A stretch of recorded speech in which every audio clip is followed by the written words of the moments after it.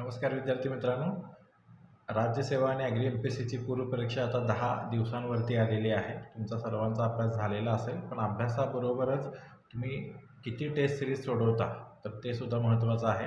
तर ही विद्यार्थ्यांची गरज लक्षात घेऊन आपण आपल्या 3 टेस्ट ज्या आहेत फुल लेंथच्या त्या विद्यार्थ्यांना फ्रीली उपलब्ध करून देतो टेलिग्राम चॅनेलवरती. तुम्ही टेलिग्राम चॅनेलला जाऊन त्या PDF प्रिंट काढू शकता. माझं सजेशन राहील की तुम्ही PDF वरती सोडवण्यापेक्षा प्रिंट काढून सोडवावं, जेणेकरून तुम्हाला एक एक्झामचा फील येईल. पेपर वेळेत कवर होतो आहे का, पेपरमध्ये गडबड होते का, सेलिंग मिस्टेक्स होत आहेत का, आणि पेपरमध्ये तुमच्या चुका कोणकोणत्या झाल्या तर याचं रिव्ह्यू घेणं हा टेस्ट सिरीजचा उद्देश असतो. त्यामध्ये किती मार्क पडतात हे आपल्या दृष्टीनं महत्त्वाचं नाही.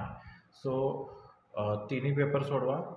त्याच्यावरून तुम्हाला एक जनरल आयडिया येईल की आपला अभ्यासाची तयारी कुठेपर्यंत आहे आणि जिथं तुम्हाला सुधारणा करायची आहे. बऱ्याचदा असं होतं की हा सिलेबस मला माहीत आहे, याच्यावरती मी काम केलेलं आहे, पण एक्झाममध्ये मात्र प्रश्नांची उत्तरं देता येत नाही.